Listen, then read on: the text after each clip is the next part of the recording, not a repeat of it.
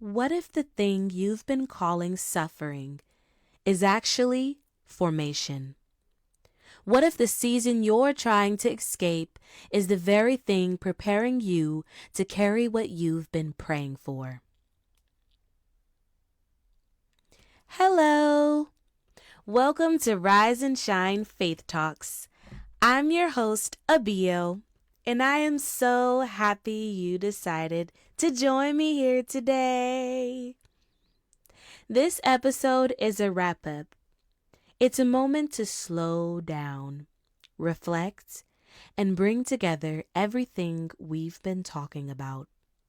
Environment, seasons, endurance, surrender, and to clarify something that is often misunderstood. Over the last few episodes, we've talked about courage in the face of fear, about perfect love casting out fear, about environment, cultivation, seasons, waiting, and discernment. And underneath all of it has been one question. What is God actually doing in us while we're uncomfortable? That leads us to today's conversation. As I was listening back to my own thought process, something really important clicked for me. And I want to talk about it carefully because this is one of those areas that get misunderstood really easily. When Jesus told his disciples that if they were going to reign with him, if they were going to truly understand him, they were going to have to suffer. We tend to hear that word and immediately go to extremes. We think prison. We think martyrdom. We think persecution. And scripture does talk about persecution.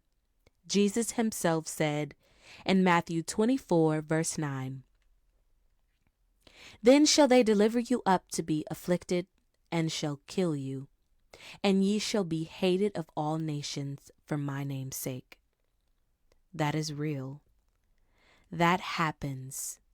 That is only one category. But that's not the suffering I'm focusing on right now. Persecution is what happens to believers from the outside. What I'm talking about is formation, endurance, the suffering that happens within the process of being matured. Jesus said, "If any man will come after me, let him deny himself and take up his cross and follow me." Matthew 16, verse 24. That's not a call to abuse. That's not a call to harm. That's a call to endurance. That is a call to formation. If we don't separate these two, we either glorify trauma or we avoid growth altogether. Jesus wasn't saying, "You must be harmed to be holy." He was saying, "You must endure being formed." Think about David. David was anointed, but he was sent back. Scripture tells us in 1 Samuel 16, verse 13 and 19. I combine them. "Then Samuel took the horn of oil and anointed him in the midst of his brethren. But David returned from Saul to feed his father's sheep at Bethlehem." David faced lions and bears in the fields. 1 Samuel 17, verse 36. "Thy servant slew both the lion and the bear." That's real danger. That's real suffering. And yet God did not place him in the palace immediately. Why? Because there are lessons the palace cannot teach him. His faith had to mature. His courage had to awaken. His dependence on God had to deepen. That's endurance suffering. That's formation. So let's talk about the hidden cost of depth. This is personal for me. People tell me, you're analytical, you're intuitive, you're emotionally perceptive. And honestly, that doesn't make me feel special.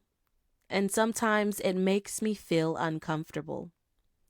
Because if they only knew the environment I had to grow up in to develop that.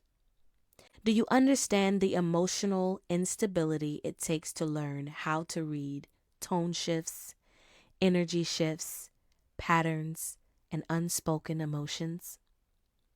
That didn't come from safety.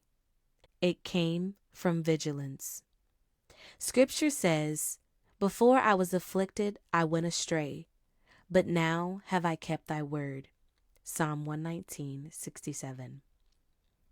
God redeemed it, yes. But redemption does not erase the pain that required redemption. Discernment is not a trophy. Depth is not free. Sometimes we talk about spiritual authority like it's glamorous. But Scripture says, "For unto whomsoever much is given, of him shall much be required." Luke 12:48. There is a weight to carrying what God gives you. Not because you're better than anyone else, but because formation is required. This brings me to another important clarification: discipline and cultivation. There's a verse people often misunderstand. Proverbs 13, verse 24. He that spareth his rod hateth his son, but he that loveth him chasteneth him betimes. That verse did not justify abuse. Scripture also says, "For whom the Lord loveth, he chasteneth, and scourgeth every son whom he receiveth." Hebrews 12:6. And then it explains the purpose. "Now no chastening for the present seemeth to be joyous, but grievous. Nevertheless, afterward it yielded the peaceable fruit of righteousness." Hebrews 12:11. Cultivation is not cruelty. Discipline is not violence. It is correction that produces fruit. So what this suffering really is. So when I talk about suffering, I'm not glorifying harm. I'm talking about endurance, restraint, waiting, humility, and denying the flesh. Scripture says, "Though he were a son, yet learned the obedience by the things which he suffered." Hebrews 5:8. That's formation. Not all suffering is persecution. Not all discomfort is harm. And not all formation feels gentle. But Scripture promises in 1 Peter 5, verse 10, "And after ye have suffered a while, make you perfect, establish, strengthen, settle you." So if you're in a season that feels uncomfortable, don't rush to escape it out of fear. Ask instead, what is being formed in me here?